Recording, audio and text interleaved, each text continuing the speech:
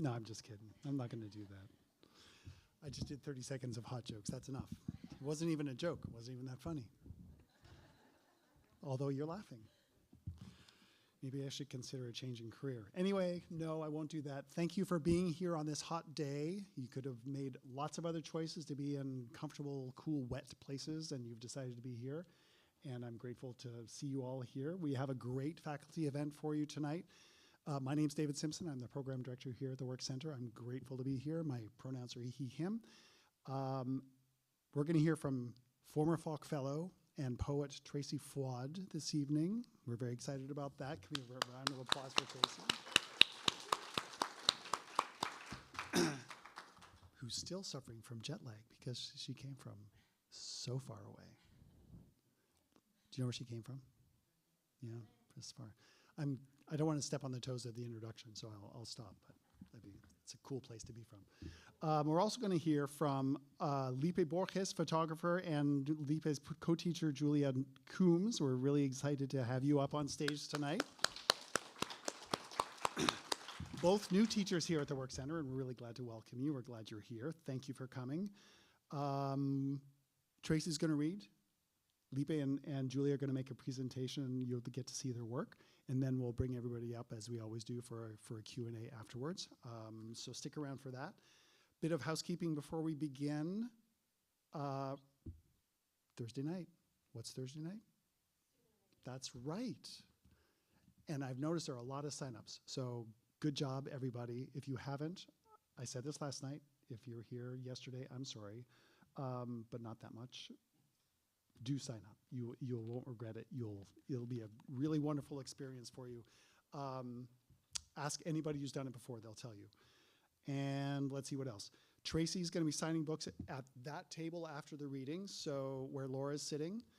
And there will be books by other members of this week's faculty at the back table that you can find back there. And there's more books on that bookcase just at the back of the room, and also in the bookstore between the two halves of the gallery with really great selection of books by faculty, former fellows, other artists and writers that are associated with P-Town. We also have some terrific merch in the back. Be sure to check it out. Great new design of the t-shirts. So cool and pretty and bright and colorful. So be sure to check those out. And there's stickers. Who doesn't love a sticker? Can we have a thumbs up for who loves the stickers? Don't run there now. It wouldn't be safe to do so. But after the event, when you're perusing the Falk merchandise, which is so pretty, Terry, can you hold up one of the t-shirts? I mean, just like, give them the whole experience. There you go. Wow. Yep. That was an unprovoked round of applause. You guys are really getting it. I really appreciate it. Okay, I'm going to shut up really soon. Please do, if you haven't done so already, after the event, check out To Move a Mountain, which is our summer exhibition. It's a beautiful show curated former Falk Fellow Cody Brown and consisting of work by, I think, 10 or 12 former Falk Fellows. Gorgeous work. Check it out. And I would also like to give a shout out, as I always do, to our the foundations who support our summer public programming, the Arts Foundation of Cape Cod and the Cape Cod 5 Foundation. The bathrooms are still down the hall to the left. And we also have, again, we have assisted listening devices. If those would make your experience tonight more fruitful, please do check with Miracle or Dustin. They'll set you up with one of those. And please turn off your cell phones. I'm not going to elaborate or go into a great deal of detail. You know that that's what you want to do. Thank you very much. And now I have the great pleasure to invite one of Tracy's students, O. Jeremiah, to come to the stage to introduce Tracy Fuad. Give him a big round of applause.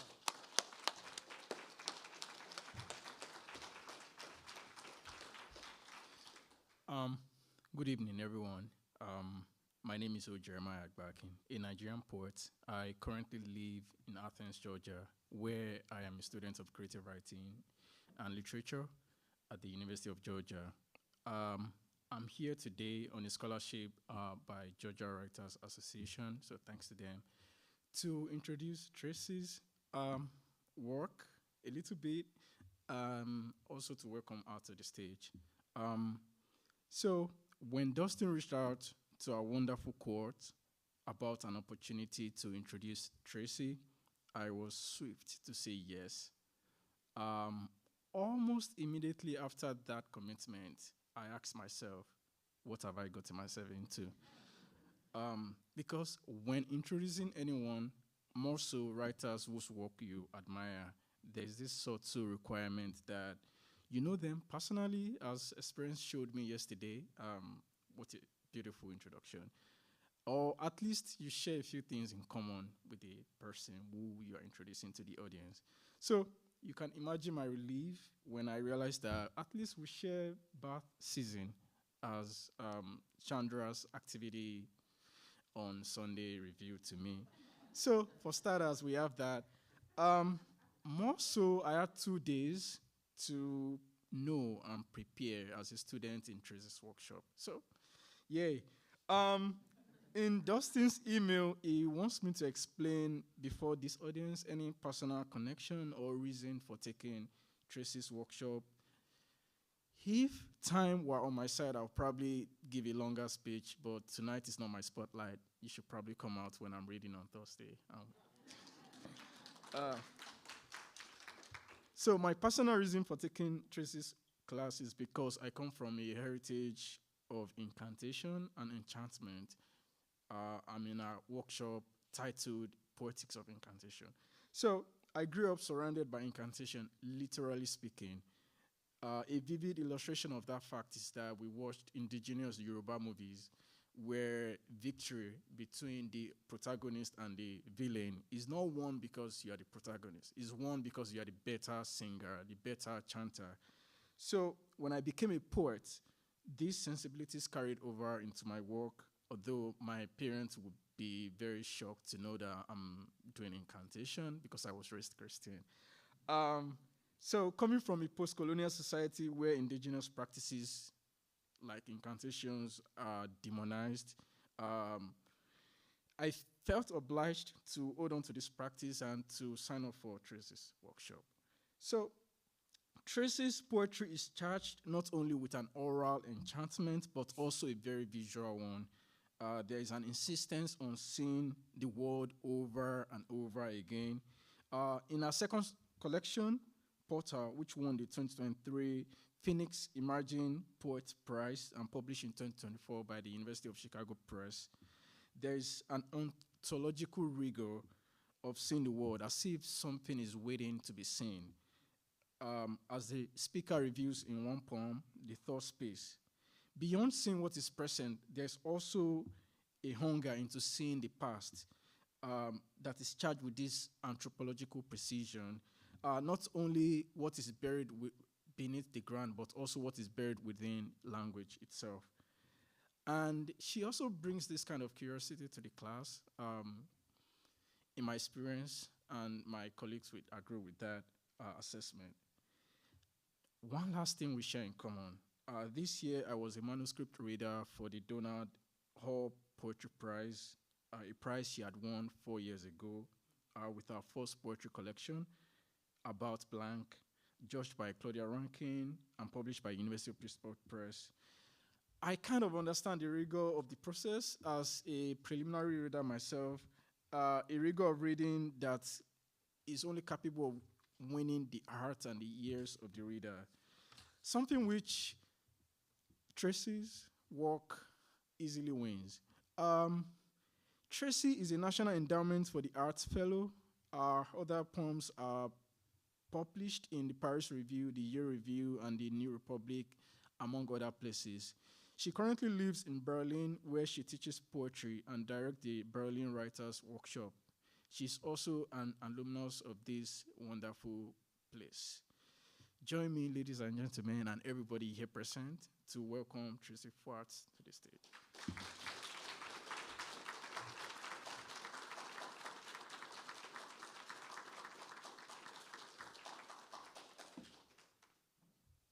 Thank you, Jeremiah. That was so beautiful, and I'm so happy that our paths have crossed here. As I've told my students, I was actually first here as a student in a workshop here with Robin Cossey Lewis 8 years ago when I was also a student in the MFA program, so it's really special for me to return here as part of the faculty and such a circle. And I'm really just, I'll have so much to say about FOC, so I'll save that. I want to start by reading two poems from my first book about blank, which came out while I was a fellow here.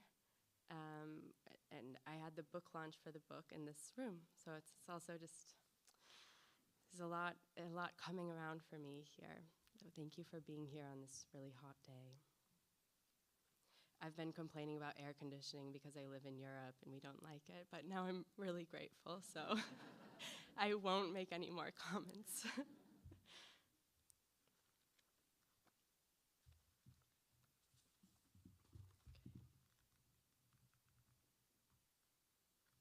guess I didn't mark where the poems are.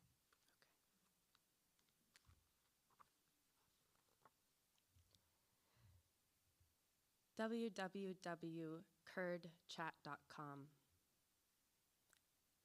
Beauty has joined this room. Beauty, hello? Beauty has left this room.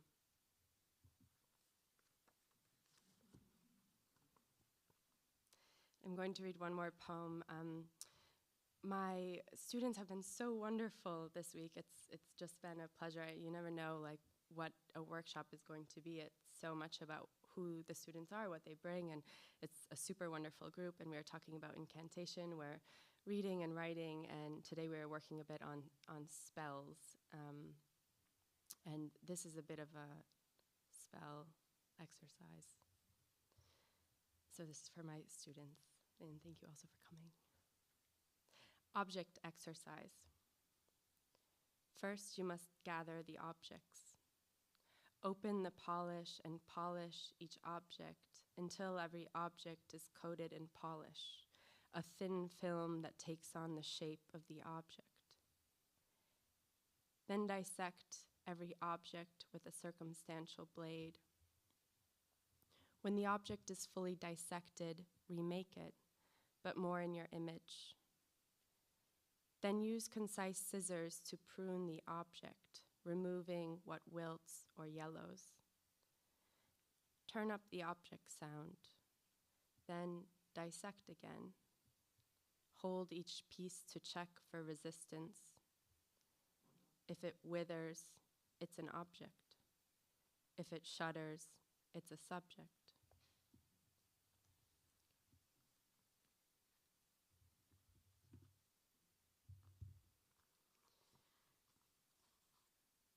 Okay, I'm going to read a few poems from my second book, Portal, which came out last year. And I didn't have an easy time as a fellow here. I think I also had a reputation as being difficult, and it was also because I was haunted. I was the fellow who was haunted, who was referenced yesterday in yesterday's reading. And And I also found out I was pregnant while I was here, and my book had just come out and had a really difficult time writing. So it was really kind of a shock to me when I found out later that year that my second book had been accepted for publication, and these poems that I had written in secret from myself. And I had not felt like I'd been able to write, but I have a few poems that I'll read tonight in this book that I wrote here that are very Provincetown. So it's special for me to come back here and read these, and I'm just very grateful to the FOC community for having me back, especially Sharon and Naya and Jerome, who were here when I was here, and it's been really lovely to meet Dustin and David, and Thierry and I were actually in the MFA together, and so it's really amazing to be here and feel like I'm in community with so many people, so thank you for having me. And Hannah and Miracle, too. It's been really nice to meet you, and I feel like the summer program is just in such great hands. Sorry if I'm forgetting anyone, but FOG, thank you.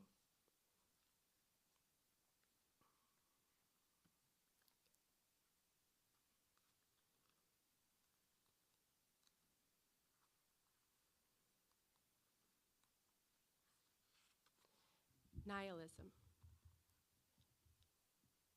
The week that I arrived, there was an outbreak, which put us all on edge, and I woke up with jagged breath at each night's middle, wailing to my metal box, which pinged my wails across the ocean. The tide filled and emptied the basins around me twice daily. The hourglass of sand I ordered on the internet arrived on time, and the days passed calendrically. I read a field guide to Cape Cod and trod lightly on the lichen, which I knew my feet were capable of killing.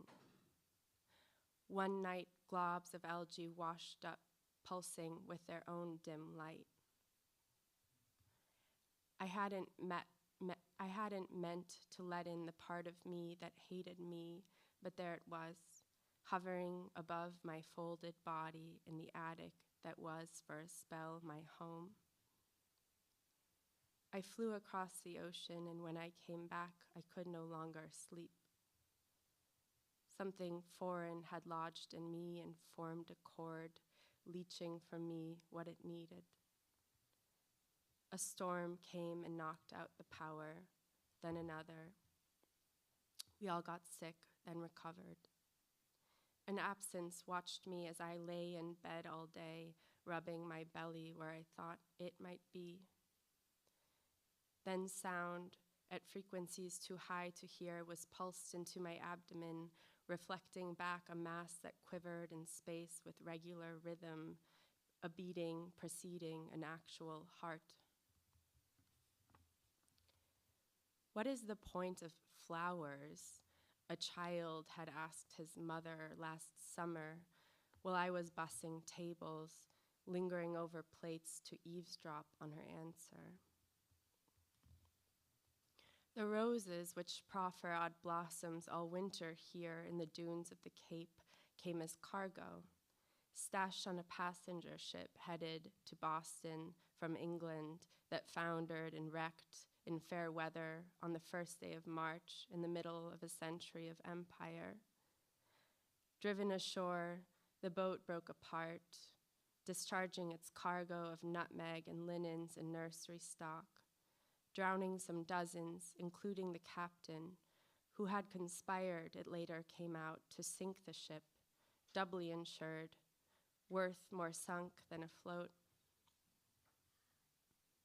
A man who would lose his 5 daughters pulled the damning letters from the suitcase, then gathered and planted the pear and plum seedlings cast up by the sea, a wrecker's garden. The roses took root all on their own and spread along the Cape's long arm, invasive. The point of flowers, the mother had explained with a surgeon's precision, is to lure in bees, which pollinate the flowers so the flowers can make more flowers. Yes, the child replied, but what's the point? And I saw the seeds of a nihilism with which I was once well acquainted. It's foolish, I think, to think that you know what you want.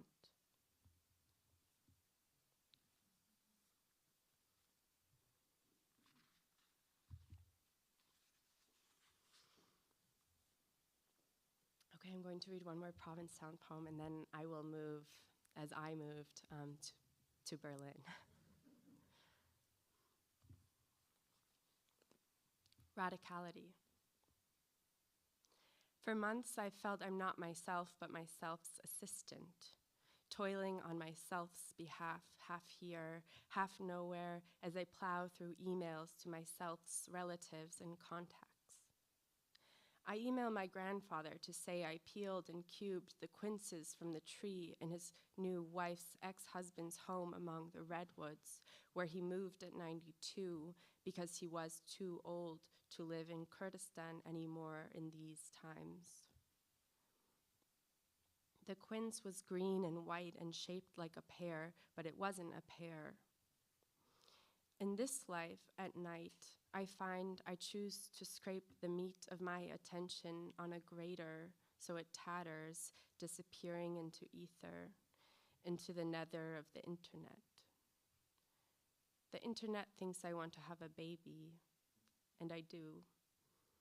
It knows I ordered 6 in bulk to dip in pee to see what is happening in me, and it knows everything else.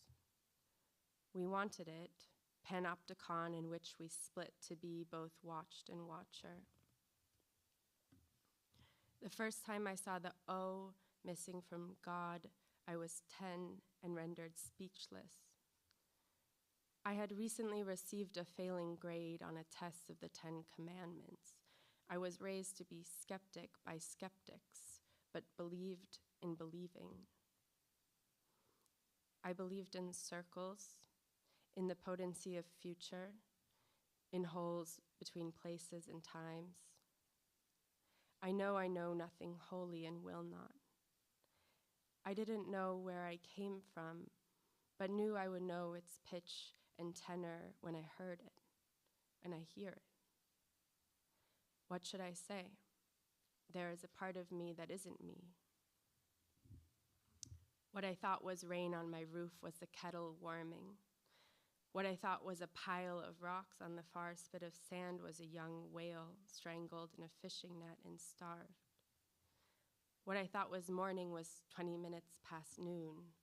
The tide was rising and I was late to my meeting with no one. The young humpback was gray and white where its skin had come off, which it had, revealing what looked like some sort of foam. I wished to believe that the whale was a prop on a set about human catastrophe, but it wasn't. Or this was the set, and we were all in it. The stench was very strong. The body of the whale would take a while to decay. The hard white flesh of quince turned ruby as I boiled it down with sugar into jam. We need to think about things a little more radically. When the self finally appears, don't turn the self away.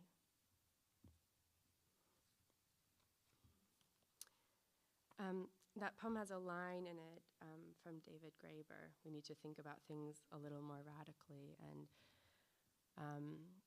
I just, wanted to say, kind of echoing Ruby T's talk yesterday of how hard it has been in the last almost 2 years to make art in a time of such massive destruction that we are seeing, we know is happening, and watching the destruction of bodies and homes, schools, books, art, hope really on a daily basis. And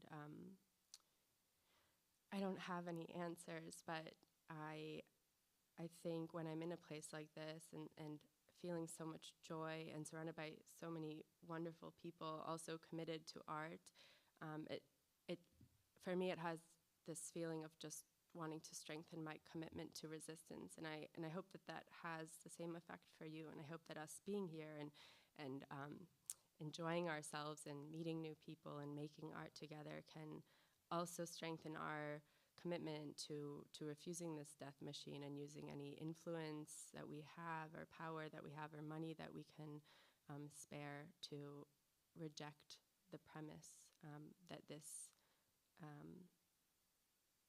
can keep going on like this, because it can't. Thank you.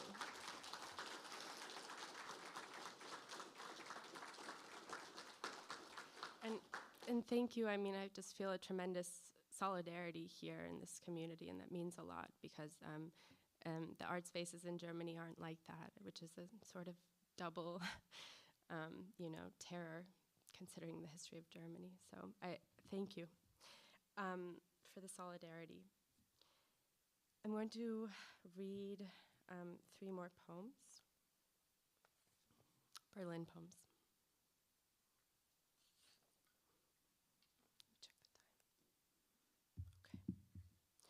Song.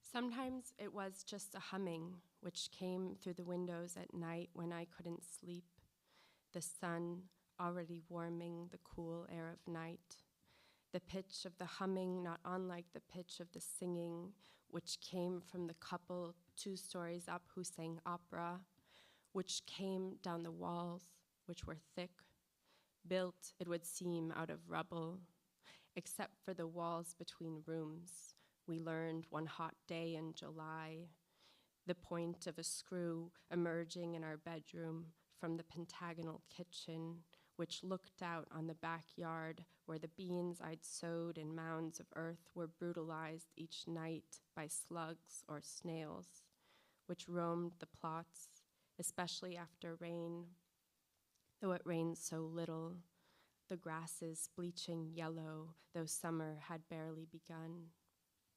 Their bodies as long as fingers and nearly translucent, their undulations subtle, and yet in increments they crossed the subdivisions which we had laid with brick in imitation of the squares we lived in, which shared walls through which we heard the neighbors fight and then make up, and they heard us.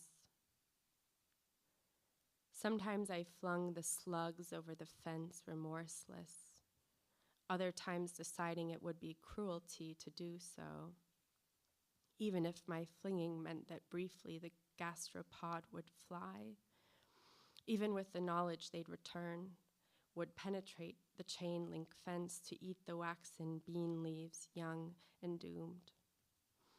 Once I even found a lone slug in the foyer and hunched to trace its gleaming trail of substance, showing with precision the path that it had traveled. A slug is not, as you might think, a snail without a shell.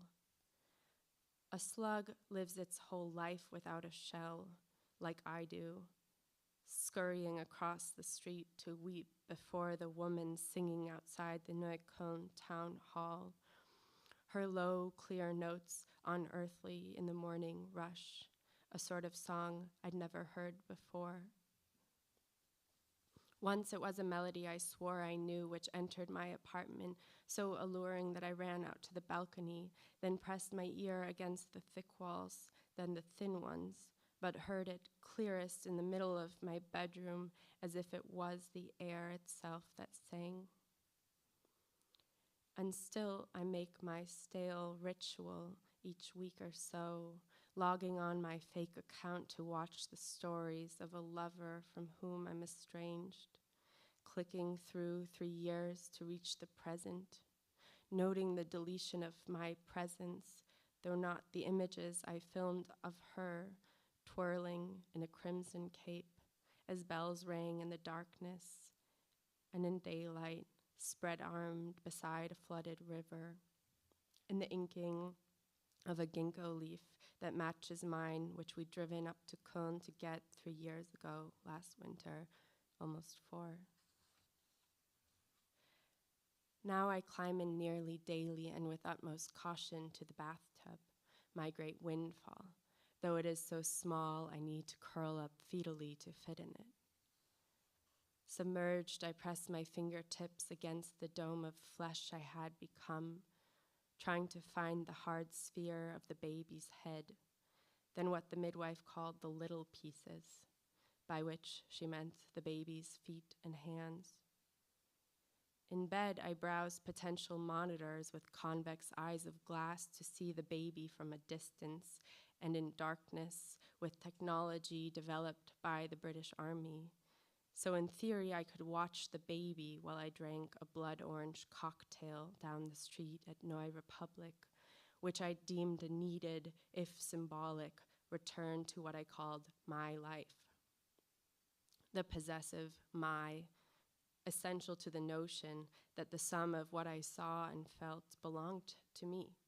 The leaves that fluttered on the other side of gauze I'd hung up in my bedroom, and the beam of sun which cut through and revealed the hovering motes of dust for a precise number of minutes which varied in accordance with the season, and the blighted beans that I had planted, and the bricks laid into the street where the wall used to stand, which I followed some mornings as I walked alone, and the hands and the feet, and the toes and fingers of my baby as I saw them for the first time, and the singing, that all of this was mine, although it isn't.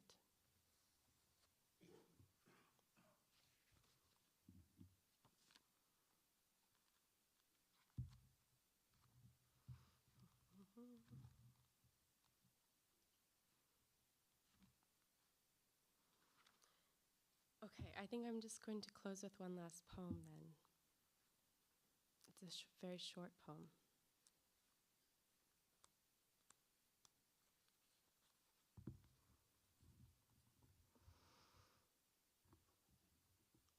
Birth. You were born in a brutalist building, rising above a long body of water, the body a bypass canal. You were born beneath 6 beaming spotlights, born of a sharpness and set to music, in the back room, on a tablet, through a portal. A glory, a watermark's scar, and with a great whoosh, Orlando, Orlando known by the land. And the unbowing was there, and the ecstatic, a humming, and a great sorrow was there. Thank you.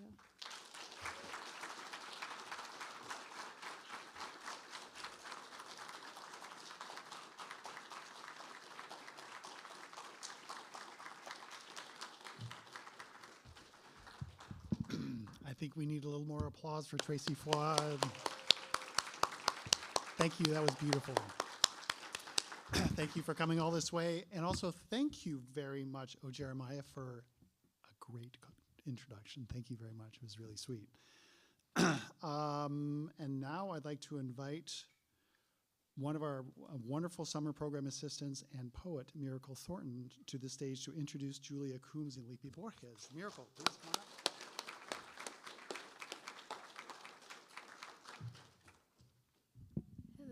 Thank you so much, Tracy, for that wonderful reading, and O Jeremiah, again, for your wonderful introduction. I'm very excited to be introducing Lipe Borges and Julia Coombs this evening. Lipe Borges is an independent photographer who specializes in portrait and documentary photography, focusing on capturing the unique essence of each individual and their stories. He believes in forming genuine connections and keenly observing how people express their distinct qualities. Borges is passionate about traveling the world, continually learning and evolving while documenting the fascinating journey of life. And Julia Coombs is a South African-born photographer passionate about storytelling and human connection. Her work, published in the New York Times, the Boston Globe, and beyond, spans global issues and intimate portraits. Named the Arts Foundation of Cape Cod's 2024 Artist of the Year, she's also the founding member of Photo Artfolio, supporting emerging photographers worldwide. Please join me in welcoming Julia and Lipe.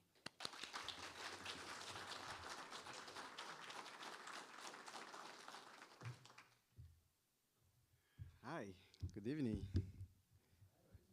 Can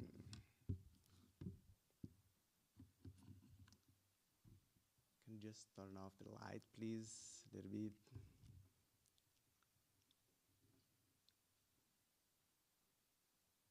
Can you turn off these ones as well?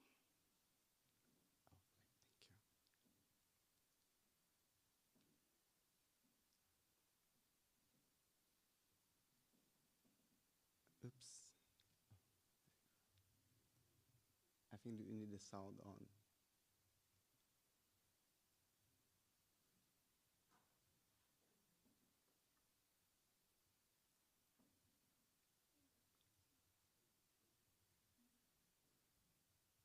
Not yet. Sorry, guys.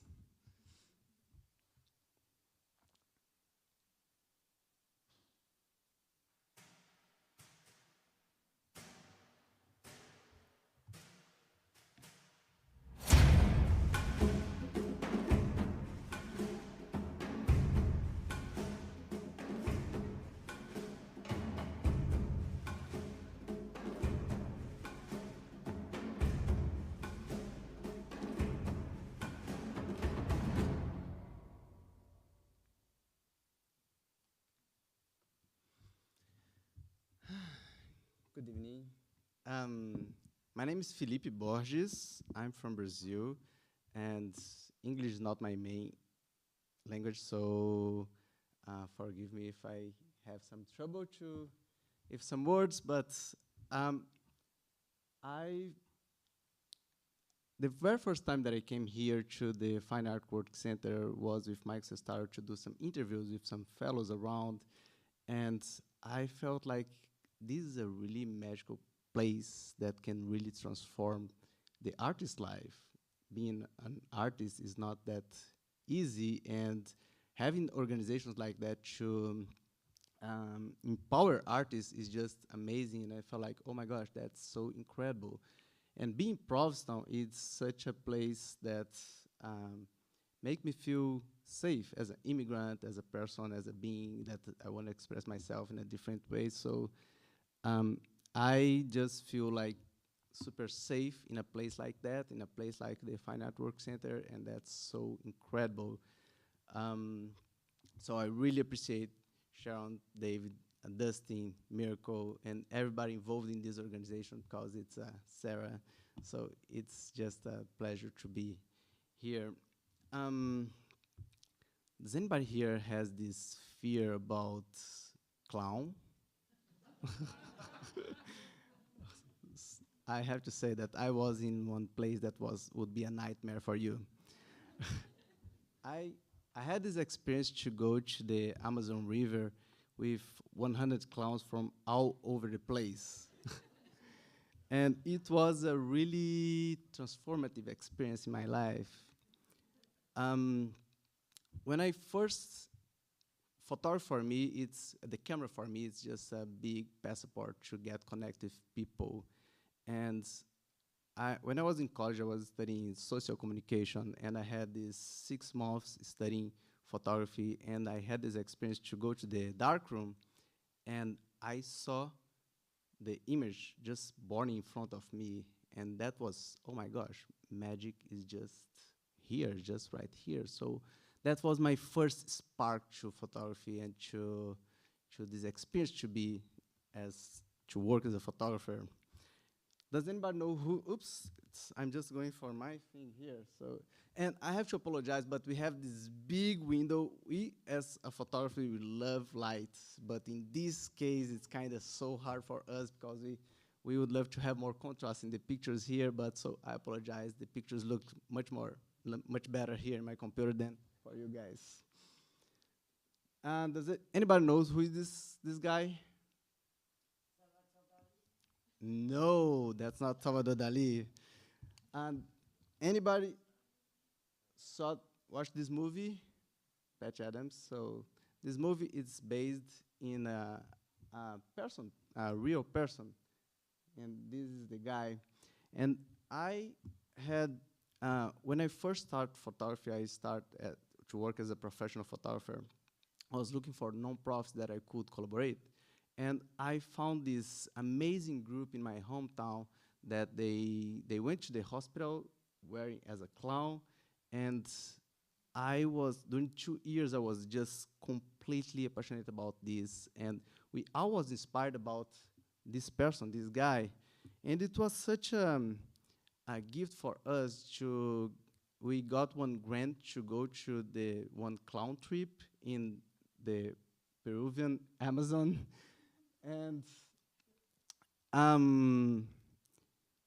of course, I was in the beginning of my career, and we ended up arriving with this group of people who hired me to go with them, and I was extremely nervous. We had this first meeting with everybody, and Patch Adams was there, and I took some photos from him, and when I looked to my camera, I just had the terrible photos, and I felt, oh my gosh, what am I gonna do? People trust me to be here with them, and I have these terrible photos, so I came close to Patch Adams. He was talking with the organizer, Wendy Ramos, and I just spoke at him and, hey, can I take a picture of you with my friends? We came from Brazil, we are so inspired by you, and we would love to take a nice picture of you. And he said, hey, first of all, please, wait a minute, I'm just in the middle of a conversation. Oh, first lesson. And he took a long time to finish his conversation. But in the end, he ended up talking with me a little bit, and I pose for a picture for you. I will do a smile that's not my smile. I will fake a person that I'm not. That's not me. And a lot of people come to me in the airport and they just want to take a picture, but they don't connect with me. That doesn't make sense. And I took that so strong for me, for my photography, because I don't want people faking for in my pictures. I really want to capture the essence, and it really impacted me a lot.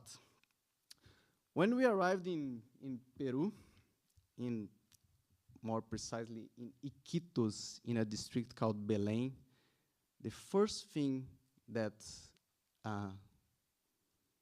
we realized is just the smell. It smells terrible. It's one of the poorest places in Iquitos, in Peru, and it was so challenging to. That's a big impact because there's a lot of trash all over the place. There's a lot of prejudice, and Patch Adams. The idea of Patch Adams and going to hospitals with clowns, go to war zones with clowns, and place that nobody wants to go. And this was one place that was wonderful, beautiful, but so hard to be there.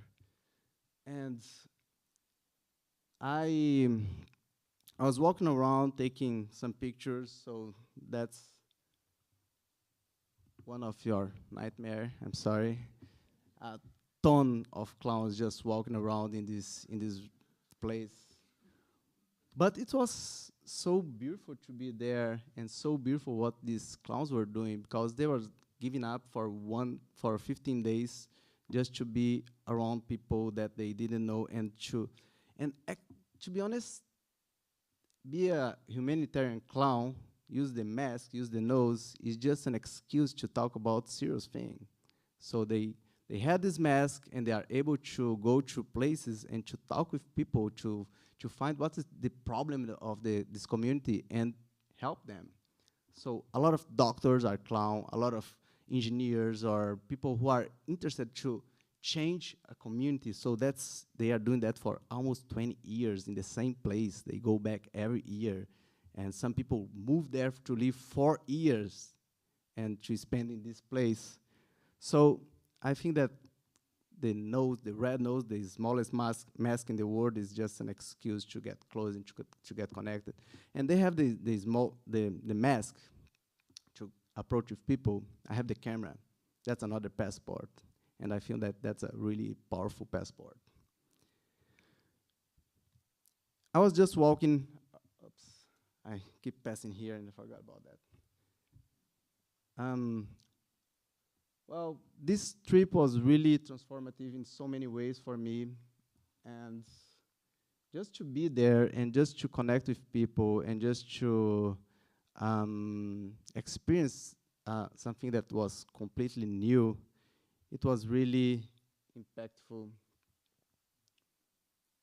And well, believe it or not, that's me. I was a little bit different, but the connection with the kids and the connection with the people was just great.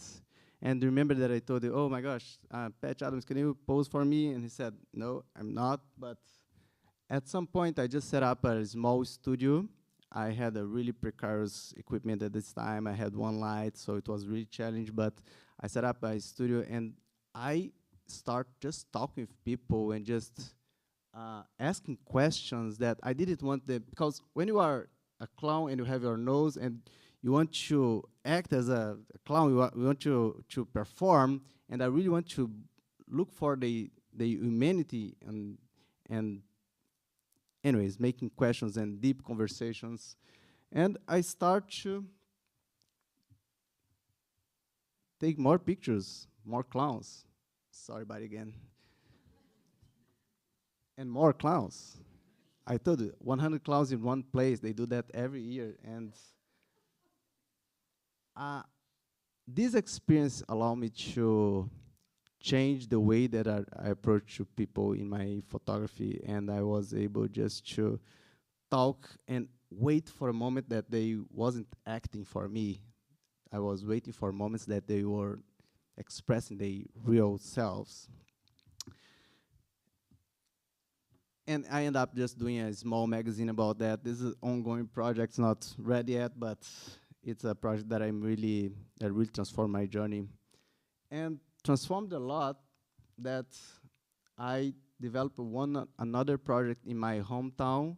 I I I came from this neighborhood called Garimpo, which means mining, and that's a black neighborhood and a lot of prejudice, a lot of drugs going on, but that's a lot of beautiful people, and I wish the light wasn't that bad, but um, I had this most amazing experience just talking with people, walking around and learning about the experience in this town.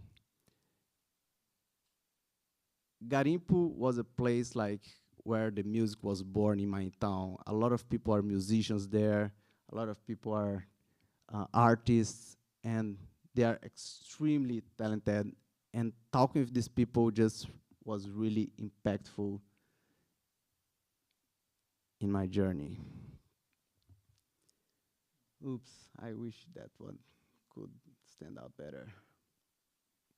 But anyways, I would like to, as we are developing this workshop here about portraits, and a year ago, a little bit more, a year ago, I met Julia Kims, and she is a wonderful storyteller, and we connect in a deep, creative way that just makes sense for me. Was every time that we start collaborating some projects, we start developing something that it's really interesting. So I would like to invite Julie Kims here to talk a little bit about her journey, and we'll talk a little bit about the project that we are collaborating. That's so.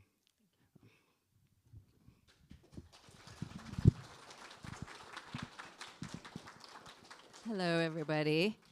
Thank you, Lipe, for the introduction, and thank you to the Fine Arts Work Center. I'm so excited to be teaching here this week. I've known about FOC for many years, and I've lived on Cape Cod for many years, so I've known about FOC for many years, and I've attended talks here.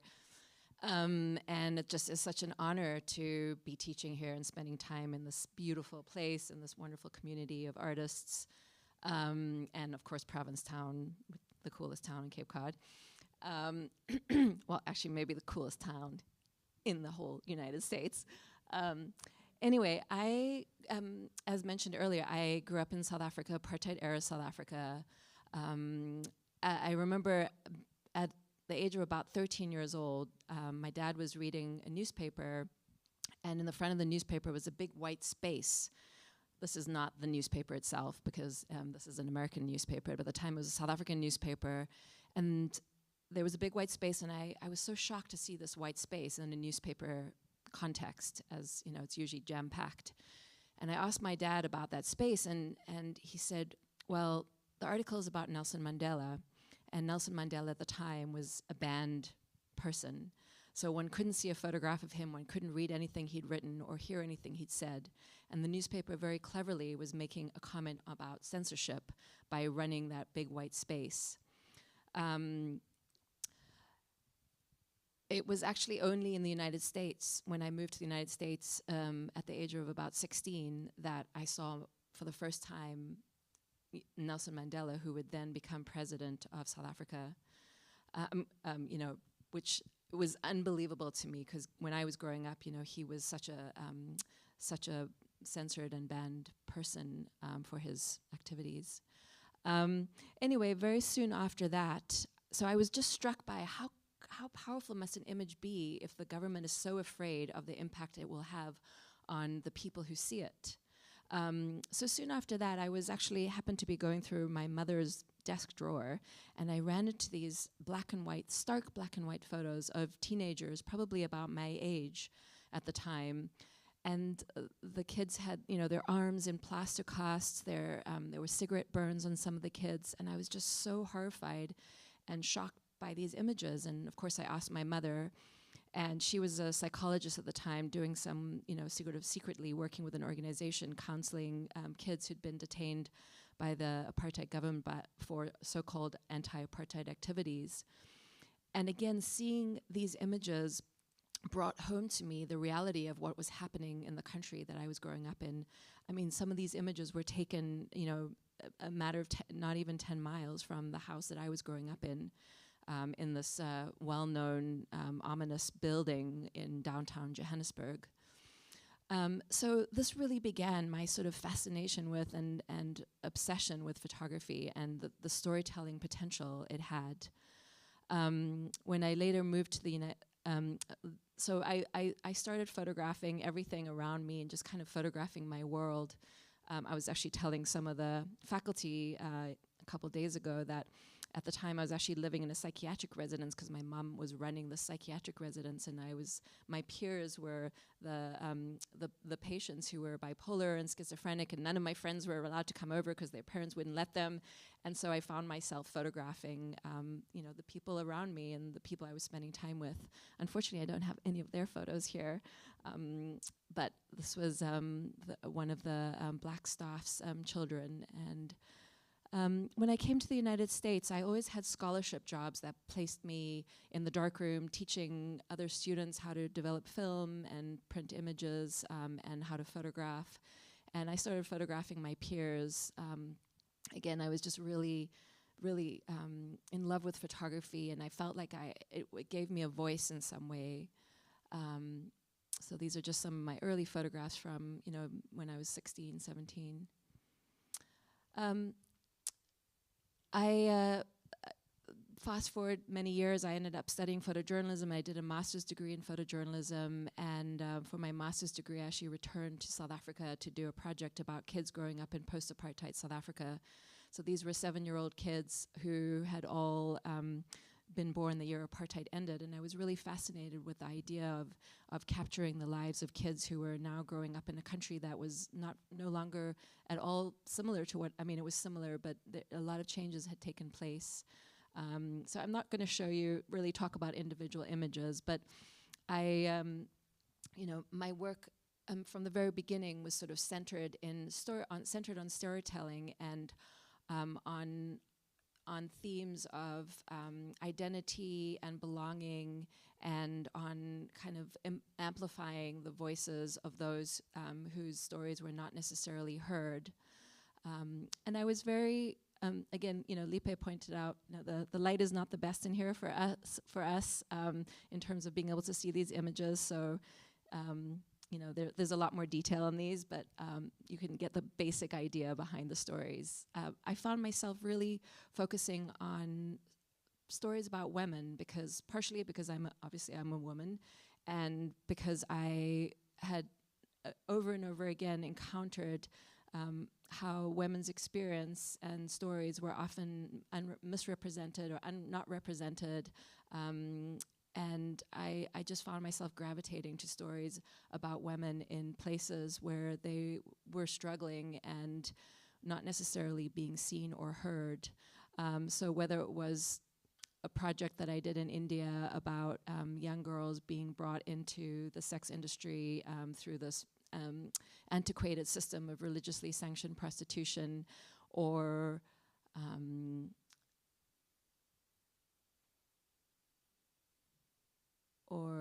yeah, these are just some images from that project. This is a part of an empowerment program. These are young girls who were rescued from a brothel and were sent to this kind of place to wait to be sent back home to their families who had originally kind of sold them into prostitution, ironically. But just moments like this where, you know, these stories, I didn't want them just to be about darkness and suffering. Often, you know, it's about creativity and how women survive, how people find light in really dark situations. And I just love this moment of these young teenagers kind of, you know, a lot of these girls had been in the sex trade from such a young age, and this was sort of them. They've had this very truncated childhood, and here they were sort of spinning back into life, but spinning back into into their sort of child selves. I've worked on a lot of projects all over Africa. This was from a project that empowered women through teaching them to cultivate shellfish as an alternative form of protein for them and their families.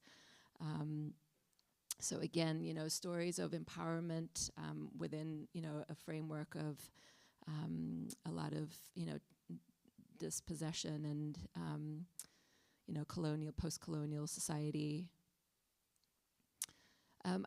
I've also spent quite a bit of time in India. I've been, was hired to photograph this wheat production program that was, food production, and I spent a lot of time out in the fields, and I was so struck by how the majority of the laborers were women, and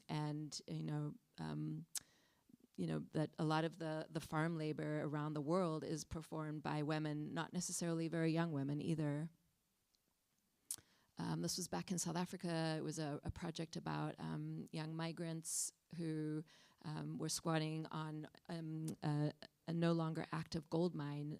South African wealth was partially based on the gold mines that were rumbling underneath Johannesburg when I was growing up.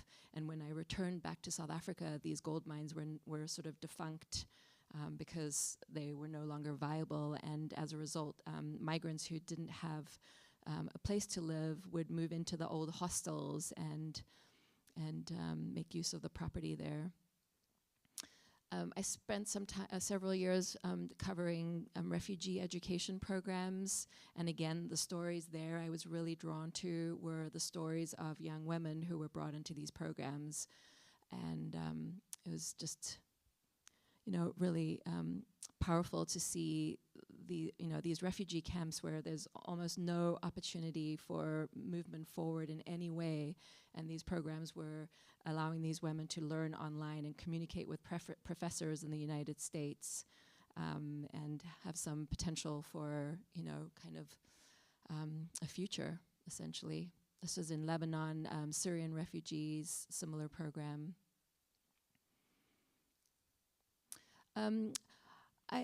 It struck me a number of years ago that I didn't just want to photograph communities in other places, but really begin to collaborate with communities in my own community. So this was part of a project I worked on Cape Cod, my first sort of collaborative project here, documenting the stories of women who had gone through breast cancer treatment or who were going through breast cancer treatment. Again, I wish you could see this woman's beautiful red hair and her striking expression. But this project was really about women who had a lot of trauma, but who were reclaiming their bodies and their stories, through this project. I did these very long interviews and asked people how they wanted to be photographed. So each portrait was, very well thought out and a reflection of how the woman wanted to have her story told. And the exhibits that I would have with these projects are, these very large-scale portraits with a long narrative next to them telling the woman's story in her own words so that, it really reflected her story. These two women, their entire family, everybody else in their family had died of some form of cancer. Cape Cod, by the way, has a 20% higher incidence of breast cancer than the rest of the country. And that was what what prompted this story. A lot of these women, it struck me that they kind of were reclaiming their bodies. This is a well-known local singer, Sarah Burrell, who said to me, I didn't want to go through reconstruction. I wanted to make something beautiful of what was not there rather than try to replace what was not there with something that wasn't mine. And I thought that was a really beautiful message. When my nephew was 5 years old, he came out as transgender. And it struck me that here on the Cape, there was just no visual representation of transgender experience, and that kids like my nephew were not growing up seeing themselves into the future, or unable to see themselves into the future. So I began this collaborative project, getting to know and interviewing and collaborating with the trans community here to tell the stories in a way that they wanted to tell. And again, I was very aware, like, if there was a trans person doing this project, I would not have taken it on. But I really felt like, there really wasn't. And I thought that since the community already knew my work, and I was able to gain some trust and connection and spend a lot of time with my subjects, that it was a worthwhile project to create that kind of representation. This is actually Nick, the first transgender prom king on Cape Cod, who wanted to be photographed with his crown and the American flag with, what I think is that question of, what is the prom king? What is the American prom king? This is Xander, who grew up as a little girl thinking that the ideal masculinity was the Marlboro man or the camel man, and then when he became a man, he realized that sort of toxicness of that idea of masculinity. So we played on that in this photograph. This is Ricky, a well-known local drummer. You can't see her beautiful red dress and the red curtain behind, but you can imagine. As Lipe mentioned, about a year ago, we met each other, and we're both immigrants from, Southern Hemisphere countries that both of the countries that we grew up in is kind of this mishmash of African culture and Western culture kind of smushed together in this crazy, amazing, vibrant way. And when we first met, he actually met me at my Artist of the Year, coronation or whatever. It was embarrassingly. And he came up to me and he said, the project, and I announced that I was going to be working on this new project about immigrant experience on Cape Cod. This is before our current president came into power again. I will not mention his name. But we started talking, and he said to me, Julia, that is a project I have been wanting to work on. And rather than competing as photographers, we kind of got to know each other, and it struck me that Lipe has like the sensitivity and the passion for storytelling that really connected with my work, and he has crazy amazing skills. And so we kind of decided to start working on this project together. Do you want to come up here, Lipe? So we're going to show you guys some photos that nobody has really seen yet. Our big project, do you want to grab a microphone? Is actually opening at the Cape Cod Museum of Art in about 2 weeks at the 14th of August, Cape Cod Museum of Art in Dennis, which is a beautiful, beautiful space. We have one of the huge galleries, and these are going to be life-size portraits, all of people who live on Cape Cod who are from other places, just like we are, and the stories behind their journey. And again, it's extremely collaborative. We did long interviews with everybody, asked them how they wanted to be photographed, and we built these. Do you want to say something about that process? Yeah, well, since I first saw Julia's work, I saw, oh my gosh, that's the kind of photography that I really enjoy, that I really like I would like to develop in my career as well.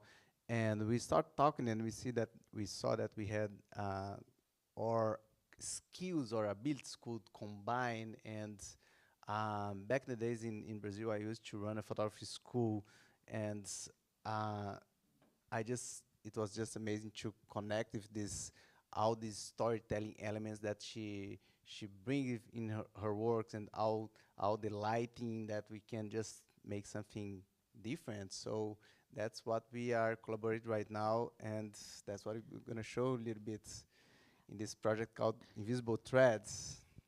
Right now, it's pretty amazing that what is developing in this country is developing, and I really, we both think of this project as sort of an act of resistance, and it's not without concern that we're moving forward with this project. We've actually had to not include some of the subjects because we're concerned for their well-being, and so the people in the project are documented, but we're still nervous about the opening, and we understand the vulnerability of this community, and really appreciate the bravery of people to share their stories. This is Tony and his family. They're from the Democratic Republic of Congo. He was actually a photojournalist covering war crimes. And because the government didn't like what he was doing, they captured and tortured him, and he was able to escape and eventually come to the United States on a trip with the UN and defect.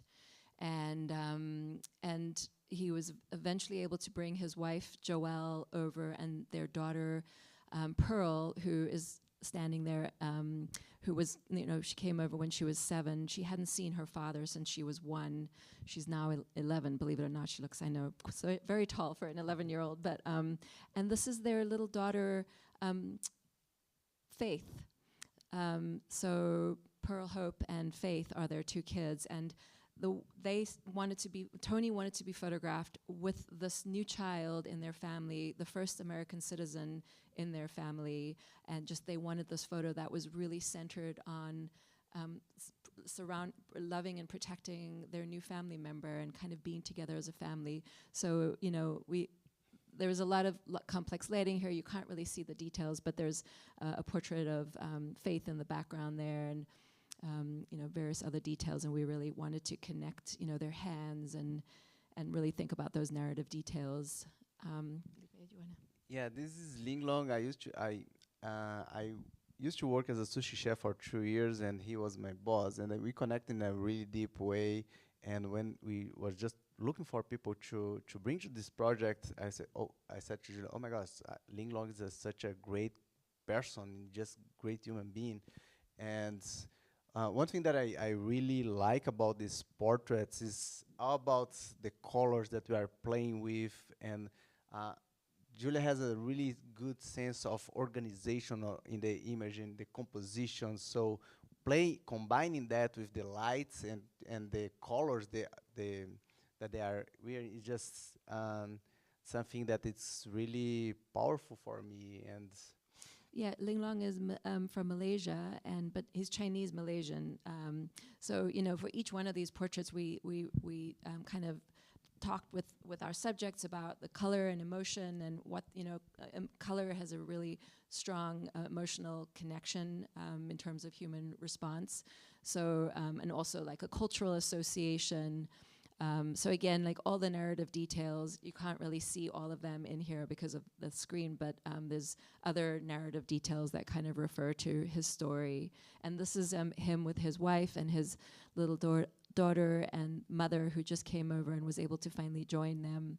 And he has, again, you'll have to come to the exhibit to really read the stories behind these, but he has quite a journey coming to the United States. yeah, we brought some of the pictures to this talk, but I really encourage you guys, if you are around, to come to the exhibit. First of all, to see these huge prints that we are doing. So And in much better quality. So this is Akala, and she is from Afghanistan. Akala with her 2 grandchildren. She's from Afghanistan. She escaped through the mountains on horses with her husband and 3 daughters, who at the time were not able to be educated under the Islamic regime. And I love some little details in here. I don't know if you can see on the very far left there. Is there a pointer thing? See there? It's actually a little mirror that she uses. She has a oh my God, what's the, alterations shop. She's an amazing tailor, and she has an alterations shop. And while she's tailoring the wedding dresses or whatever else she is tailoring in Orleans, she watches television on this little mirror, because there's a television behind her. And I just love that detail. So we worked really hard to make sure that we could see her face in that mirror. And it took each of these portraits, by the way, believe it or not, take about 4 or 5 hours, because we bring in so much equipment and we move things around so much. We have all the narrative detail of her sewing stuff, and in the background is actually even over here as well, the clothes that her children were wearing as they came over the mountains as 3, 4, 5-year-olds. And I just really love this connection with her grandchildren, that she, it's so clear, how connected she is to her family members. Yeah, Kenar is part of the same fellowship that I was in, the Creative Futurescape called from the Cordial Y, and he's from Jamaica, and he's a self-taught tailor and a fashion designer, yes. And we start playing with so many layers. It was a really challenging and long shot. and his family is really Catholic, so we try to create this light in this window light there, just to bring more storytelling elements for that. And again, it's all the images are so much there's a lot of story in there, so I don't think that we can go through all of this, but yeah. So he gets his material from Goodwill every Monday, and then he like basically creates these just incredibly colorful designs. And yeah, this is an optical lens we use to project this window over here, because he really wanted his faith to somehow be represented in the photograph. There's also, some of his work there. He's a painter as well, and the mannequins that he places his clothing on, and scissor and all those things. So this is Wilsie, and she's from Haiti, and this photograph actually captures Janela, her little granddaughter, and her mother on the right. And Janela is part of the new generation that of her family, and they really her story was she wanted to capture like the joy of this new generation, the lightness of the new generation, in contrast to the heaviness that she and her mother, sort of had in their experience growing up in Haiti, and the struggles that Haiti has gone through, and the connectedness, so this you want to talk about? Oh, so we're not going to talk too much about these stories. We'll just tell you where everybody's from, and then we'll stop talking. This is Dora. She is from the Philippines, and she has that leather shop when you're driving to Provincetown on the right-hand side, Four Winds Leather, which, by the way, is just an absolutely magical place. It's like stepping into another universe, and she makes a lot of the leather goods in there. And she has an extraordinary story of how she came to the United States through a letter writing situation. But you will have to come and read the story for yourself. This is Eugene, who is a Provincetown resident, and he's an arborist, and that's his dog Tulsa. He actually came to, I love I just have to tell you this one detail about his story. So he came to the United States, he was coming to the United States, and he was trying to find a place to go, and he ran into the word Provincetown, and some other, he's from Belarus, and some other Belarusian J1 students had written that Provincetown was so full of gay people, and they had written about it in a very mocking way. And he's great gay, and he was facing extreme prejudice in Belarus, and he was like, that's where I need to go. So he came to P-Town and absolutely fell in love with P-Town and decided that this was his place. So he's an arborist, and he wanted to be photographed with his favorite tree on Cape Cod, which is this beautiful tree in Yarmouth at the Bangs Hallett House. So again, just trying to tell the story. This is Yitka and her daughter. She is from the Czech Republic, and she has another extraordinary story. And she's now works for an organization that she has two businesses. She employs 25 people. She came here just to learn originally to learn English, and ended up staying on and becoming educated, and is now going to be the president of We Can, which is a women's empowerment organization on the Cape. Rashan, he's from Trinidad and Tobago, a musician. He lives in this little cabin in Brewster. This is Hanain. She's from Morocco, and she was actually Employee of the Year at the hotel that she works in. So she wanted to be photographed in her beautiful Moroccan kaftan in this, in the ballroom of the hotel. This is Michael. He's a Brazilian, and with his two sons, he started an organization that is for immigrants. Basically, it provides services for immigrants, whether it be ESL or food or other forms of support, medical treatment. So that is our work.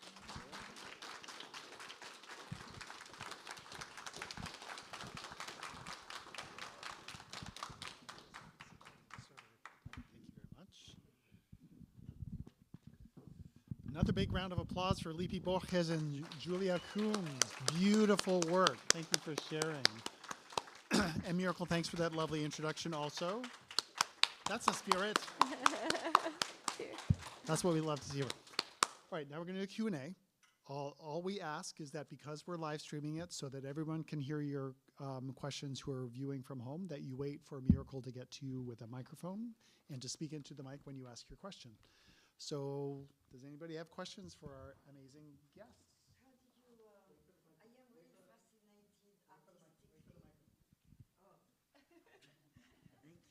I'm really fascinated artistically how you get the white of your pictures on the models. I mean, on the people you take pictures from. The white? Yeah, the white, the eye, the eyes. the white in the eye. Yeah, well, Everywhere there is one person who had so much white. Like my eyes are always red, you know. But anyway, so and then you had like groups of people, and I noticed, yeah.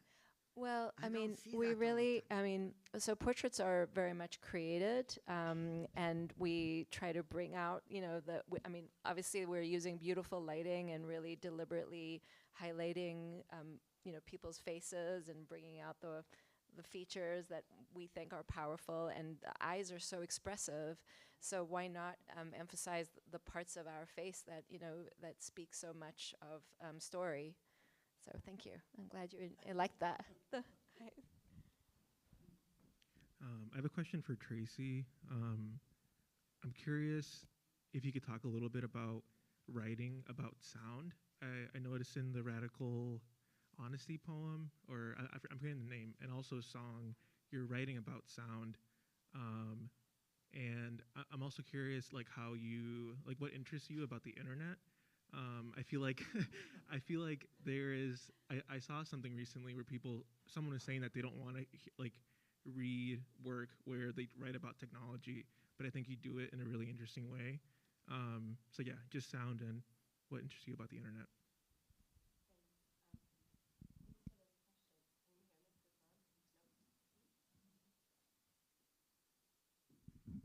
Interested in the internet, but not technology.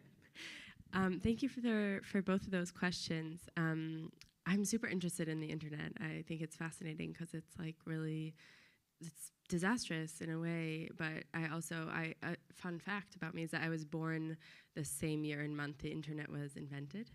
And I came of age with the internet in a lot of ways, and I feel like I was at the age to use every new technology when it came out.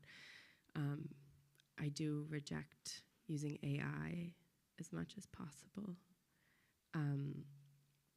But I'm interested in it because it's just this interface that is like in a way where so much happens there, you know, like I planned my first kiss on instant messaging, and then you also get your health diagnosis on a portal. This is actually, I think, where the title of my book came from.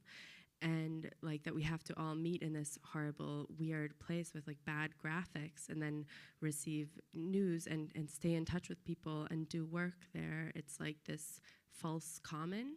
I mean, other people have written about this, just that for briefly, the internet was like a true meeting place, and now it's become like totally marketized and capitalized. So we still maybe like are drawn to that element of it, but we're doing work when we're on the internet. Like our keystrokes are work, and you know, collectively adding up to data that's being sold. And so I think all of those elements, it interests me, and also the fact that a lot of people don't want to write or read about it. I'm like, well, I'm going to do that because I'm experiencing it all the time, and how can I not think about what that means, because it's this totally invasive part of my life that I can't get away from, and that I also have like love for, you know, like my students and I, we like read this poem that I love. It's like kind of about YouTube. So yeah. And sound is just, I think like if I had more discipline, I would have wanted to be a musician, but no discipline. My piano teacher was always like on my case. And I think I don't have any musical talent, but like I just follow sound. And I think it's, John said this yesterday, that like you're loyal to, am I making that up? I think that you said like you're loyal to the sound, and that's how I feel too. And yeah, thank you.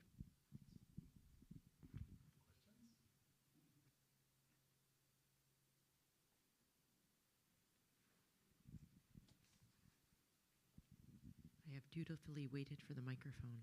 My question is also my question is also for you, Tracy.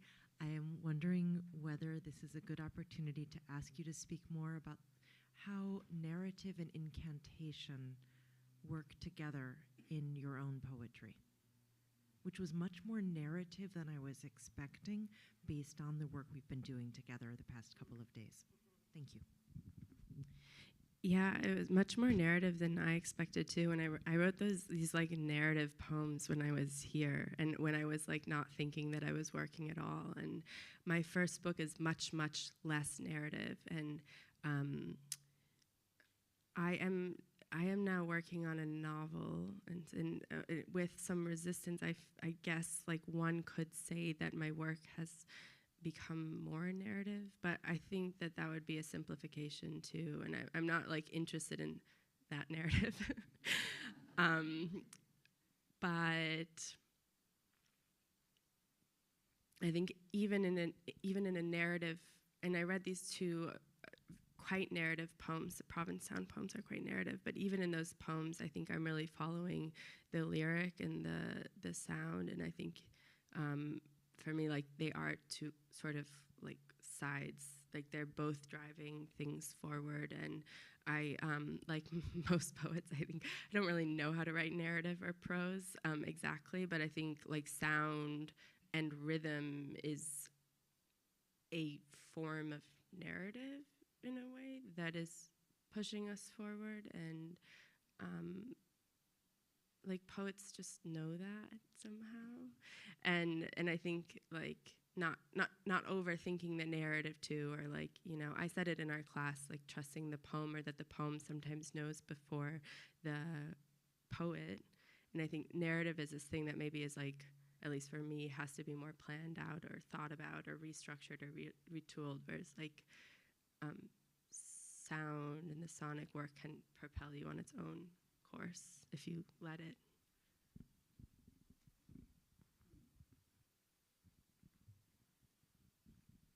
Yes, hi. I have a question for Julia and Lipe. So this kind of photography is so new to me, really, where every element is so controlled and thought out and planned.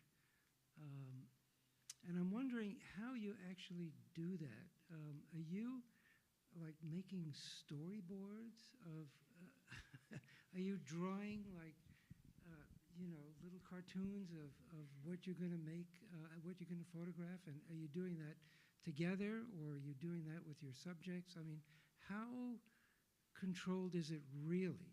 And how much do you allow for a sort of accident to happen when you're shooting?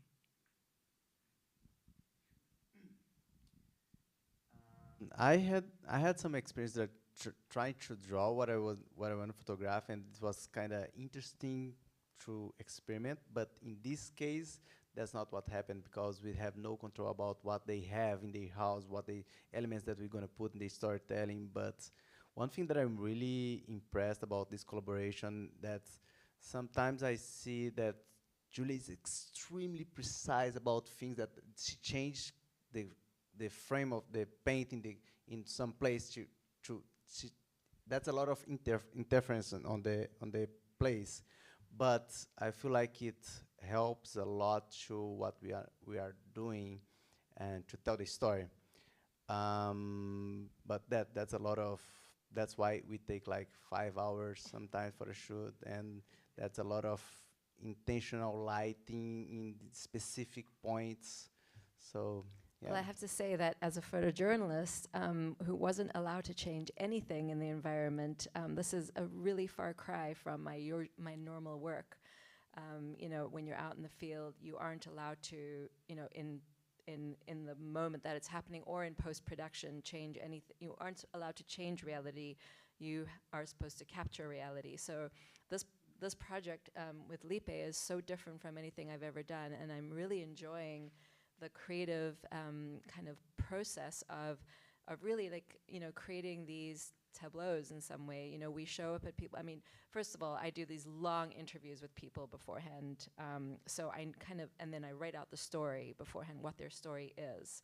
So I do have a pretty good sense, and you know, Lipe, I share those stories with Lipe beforehand, and then you know we show up with all our lights, you know, 6 or 7 different modifiers, and we don't know what people's houses are going to look like up until the day often. I mean, most of the time we're doing it in people's homes, partially because we feel like there's so much narrative possibility in a home that you know you can't tell people to bring those things. You know, they may not even see the wondrousness of what they have in their home. And when we walk in their home and we see these beautiful, you know, storytelling details, or their workplace, like Akala, we see these amazing details that we know are going to be wonderful ways of capturing their story. So yeah, this is a far cry from what I usually do, and it's so helpful that you know Lipe is just amazing lighting skills, and you know I feel like I've learned so much from him, and I sometimes express like what I want, and I'm not quite sure how to make it happen, and he's like Magic Man who can all of a sudden he uses his like shoe as like a light stand, and he's like lighting something. I mean, like the degree of creativity that this man has, you know, when it comes to trying to make the magic happen. You know, even though I'm the photographer, I feel like it's so collaborative, and every part of the photograph is a decision between the two of us. Yeah, it's really it's been kind of empowering and fun, really fun. You know, doing this project together, and makes me want to do more of this kind of storytelling. As much as I still love being out in the field, and you know, still am doing that very much, I really am enjoying controlling the space a little bit more. As you said, man, it's a new thing for you, but it's a new thing for us as well.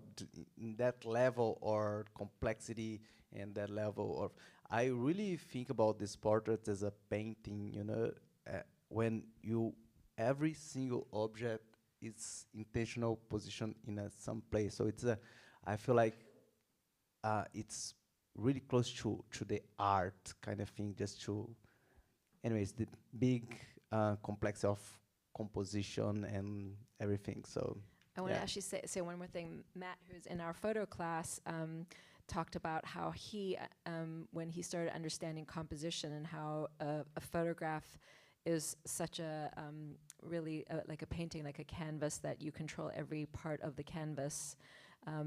And so I feel like you, even though you say that you haven't, this is so new to you, I think your understanding of that has, you know, we see that in your work from before, that you are aware of that. You just haven't realized that you can move the pieces yourself. You've waited for the pieces to come together.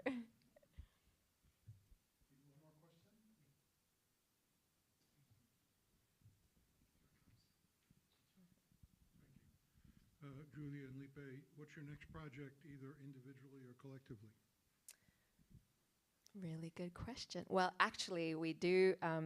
We actually just signed a book contract with Daylight Books. First book.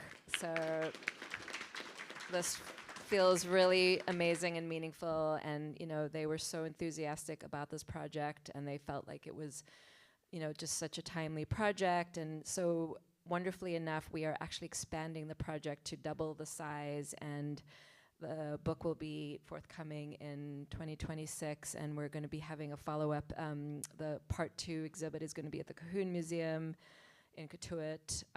So we're going to be really busy, you know, photographing the second installment of this project, and we're just so happy that these images will become part of Cape Cod's story. Part of the reason we're excited about the book is we're going to donate copies to schools, libraries, institutions on the Cape, so that the stories represented here on Cape Cod are not just the traditional narrative, but the stories of all the all people who live here, and their journeys, and their contributions to this economy and to this culture and the richness of the Cape. So that good question. Thank you. That's the project that we are collaborating, and I'm documenting the capoeira here in New England. For me, it was just amazing to come from Brazil and arrive here and see people practicing something that was developed in Brazil. And when I go to Boston, I have a big roda with a lot of people singing in Portuguese and play the instruments and play.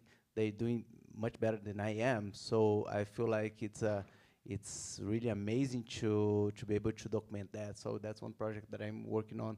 And right now, as Julia said, that we just signed this contract with the book, and we are doing this whole project that we just did for a year. We're doing one more, so that's a lot going on, but that's amazing. Another big round of applause for Tracy Fuad and Julia Coombs and Lipe Borges. Thank you very much. Remember, Tracy will be signing books at the back, so walk, don't run, be safe. And join us again tomorrow night for another